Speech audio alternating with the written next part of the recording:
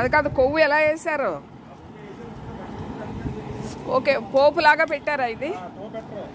పోపు నీళ్లు పెట్టేసి వేస్తారు. ఇందులో ఏమేమి ముక్కలు వేసారు బాబు? ఉల్లిపాయలు, పచ్చిమిరపకాయలు, ఆనపకాయ, క్యారెట్, అల్లం వెల్లుల్లిపాయ, మేక కొవ్వు.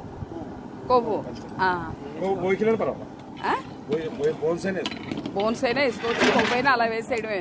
పోపు లేదు, పొయ్యి మీద నూనె పెట్టలా. నూనె ఉండదు, ఆ ఫ్యాట్ తోనే ఇది పైకి నూనె తేలుతుంది. ఆ పప్పు అంతా నీళ్లు కలిపి అలా పోసారు. పచ్చిశనగ పప్పు, చింతపండు తీసి బాగా పులుపు కాకుండా చింతపండు పులుసు పీసుకి పోయాలి.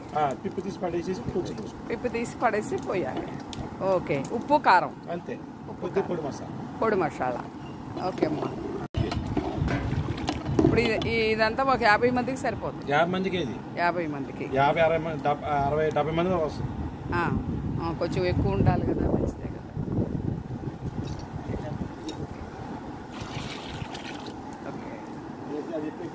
ఆ ఉడకబెట్టి శనగపప్పుని మిక్సీ పట్టారు. చింతపండు గుజ్జు తీసుకుని పులుసు తీసి పక్కన పెట్టుకోవాలి. ఇక పోపులు ఏం లేదు, ఆయిల్ వేసుకోవడం అంతా. చికెన్ కూడా వస్తుందా? మటన్ బోన్సే వేయాలి. మటన్ బోన్స్, మటన్ ఫ్యాటే వేయాలి. ఇది ఇక్కడ చేసే కట్ట, ఏపీలో చేసేది.